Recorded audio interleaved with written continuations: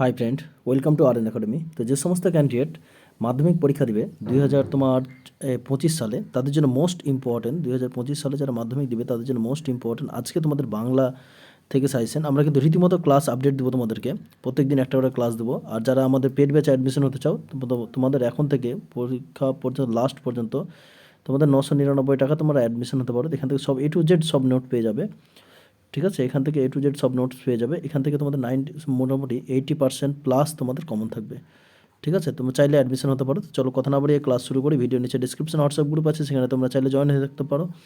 তো চলো এখানে প্রশ্ন কী আছে দেখো। আমরা এমসিকিউ তো প্রশ্ন থেকে আলোচনা করি, যে প্রত্যেকটা প্রশ্ন কিন্তু প্রিভিয়াস ইয়ারের প্রশ্ন, ঠিক আছে? এখানে দেখো প্রথম প্রশ্ন কী আছে, না অতি আহ্লাদে বাক্য হরে গেল। প্রশ্নটাকে বোঝার চেষ্টা করো, তারপরে অ্যান্সার দিবে। না অতি আহ্লাদে বাক্য হরে গেল, এখানে হরে গেল শব্দটি অর্থ কী, ঠিক আছে? তো হরে গেল, এই যে হরে গেল শব্দটি আছে, সেই শব্দটি অর্থ কী? খুব ইম্পর্টেন্ট প্রশ্ন। তো এখানে অপশান আছে হারিয়ে যাওয়া, যে হিষ্ট হওয়া, হেরে যাওয়া বা হরণ করা। এখানে দেখো হারিয়ে যাওয়া আর এবং হেরে যাওয়া, বাক্যটা কিন্তু এখানে গুলিয়ে দিবে না। তাহলে সঠিক উত্তর হবে অপশান এ। অপশান এ হবে সঠিক উত্তর, হারিয়ে যাওয়া, ঠিক আছে? অপশান এ হবে হারিয়ে যাওয়া। তারপর নেক্সট 2 নম্বর প্রশ্ন কি বলছে, তপনের লেখা গল্পটি নিয়ে চলে গিয়েছিলেন। তা তপনের লেখা গল্পটি নিয়ে চলে গেছিলেন কে? সঠিক উত্তর কী হবে?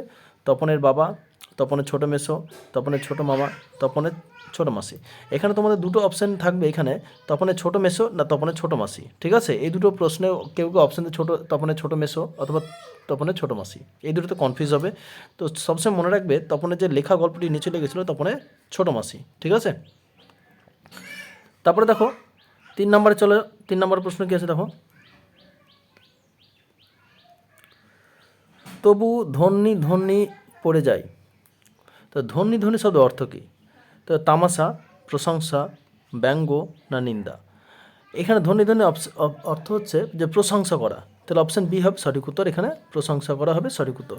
আর তোমরা যদি চাও অ্যাডমিশন হতে, তোমরা অ্যাডমিশন হতে পারো। ভিডিও নিচে ডিসক্রিপশনে হোয়াটসঅ্যাপ নাম্বার আছে বা ডিসক্রিপশনে গ্রুপ আছে, সেই গ্রুপে জয়েন হয়ে যাবে, সেখান থেকে তোমরা যোগাযোগ করতে পারো, ঠিক আছে? সেখান থেকে ক্লাসের কিন্তু আপডেটও পেয়ে যাবে। 4 নম্বরের প্রশ্ন দেখো, জ্ঞানচক্ষু একটি কি এই বড় গল্প, ছোট গল্প, উপন্যাস না নাটক? আমরা প্রত্যেক দিন একটা একটা করে সাবজেক্টের আমরা ভিডিও কিন্তু আপলোড দেবো এই চ্যানেলে, তোমরা কিন্তু অবশ্যই সঙ্গে থাকবে। তো জ্ঞানচক্ষু একটি কি? এখানে দেখো অপশান বি আছে ছোট গল্প। তো জ্ঞানচক্ষু একটি হচ্ছে কি ছোট গল্প, যেগুলো আমরা এই অধ্যায় থেকে যে প্রশ্নগুলো দিচ্ছি, এই অধ্যায়ে এই প্রশ্নগুলোই তোমরা কিন্তু কমন পাবে আর এগুলোই পড়বে, ঠিক আছে? তারপর নেক্সট দেখো, তো 5 নম্বর, তপনের লেখা গল্পটি সংশোধন করে দিয়েছিলেন। যে তপনের লেখা গল্পটি সংশোধন করে দিয়েছিলেন, কে দিয়েছিলেন?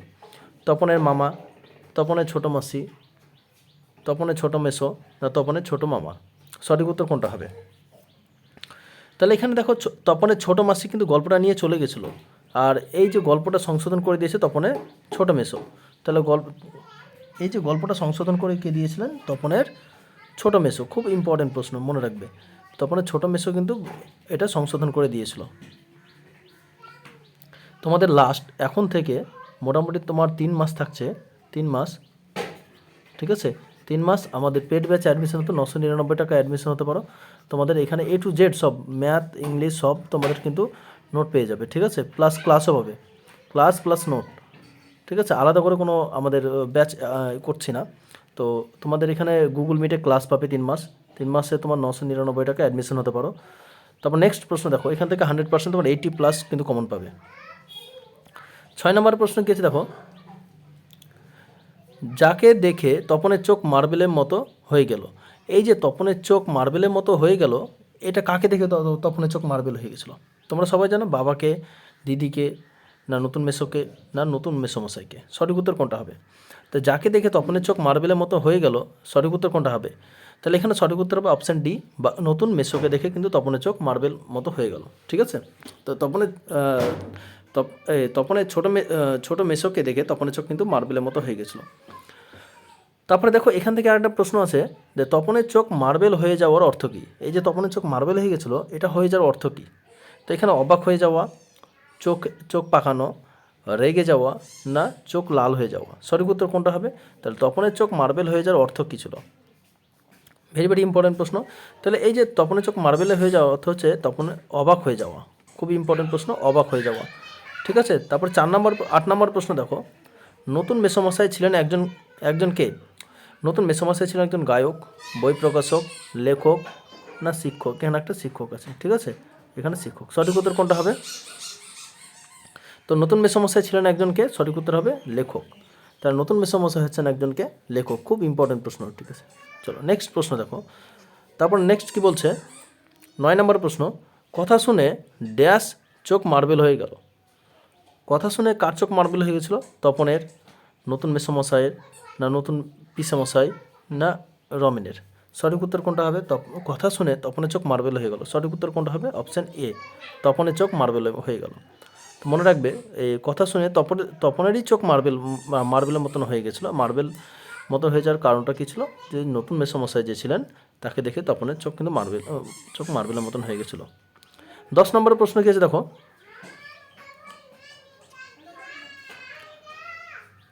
10 নম্বর প্রশ্ন কী আছে, এই বিষয়ে সন্দেহ ছিল তপনের। তাহলে এই বিষয়ে সন্দেহ ছিল তপনের, সন্দেহের বিষয়টা হলো লেখকরা কি? এই বিষয়ে সন্দেহ ছিল তপনের, যে সন্দেহের বিষয়টা হলো লেখকের কি? গল্পকার, ঔপন্যাসিক, কবি না মানুষ? তাহলে এই যে বিষয়টা, যে যে সন্দেহের বিষয়টা কী ছিল, লেখকরা যে একদম মানুষ হয় সেই ব্যাপারে কিন্তু সন্দেহ ছিল। ভেরি ভেরি ইম্পর্টেন্ট প্রশ্ন। 11 নম্বর প্রশ্ন কী আছে দেখো, মেসোমশাই যে পত্রিকার সম্পাদক চিনতেন। তাহলে মেসোমশাই যে সম্পাদক চিনতেন সেটা কি? Option A Shuktara, option B Sandhyatara, option C Chandamama, না অপশান ডি আনন্দ মেলা? সঠিক উত্তর কোনটা হবে? যে মেসোমশাই যে পত্রিকা কি ছিল, পত্রিকার সম্পাদক ছিলেন, সেটা হচ্ছে কোন? তাহলে অপশান বি হবে সঠিক উত্তর, সন্ধ্যা তারা। 12 নম্বর প্রশ্ন কী আছে দেখো, শুধু এইটাই জানা ছিল না অজানা বিষয়টা কি? সে গল্প লিখতে পারে, তার গল্প ছাপা হবে, না মানুষরাই গল্প লেখে, না মেসো একজন বিখ্যাত কবি? সঠিক উত্তর কোনটা হবে? শুধু এটাই জানা ছিল না, কোনটা অজানা বিষয়টা কী ছিল? যে মানুষরা যে গল্প লেখে এই বিষয়টা কিন্তু তার জানা ছিল না, অজানা বিষয়, যে মানুষরাই গল্প লেখে। ঠিক আছে, অথবা লেখকরাই যে একজন মানুষ, এটা কিন্তু তার জানা ছিল না, এই ব্যাপারটা সে কিন্তু ভেবেছিল। 13 নম্বর প্রশ্ন কি বলেছে দেখো,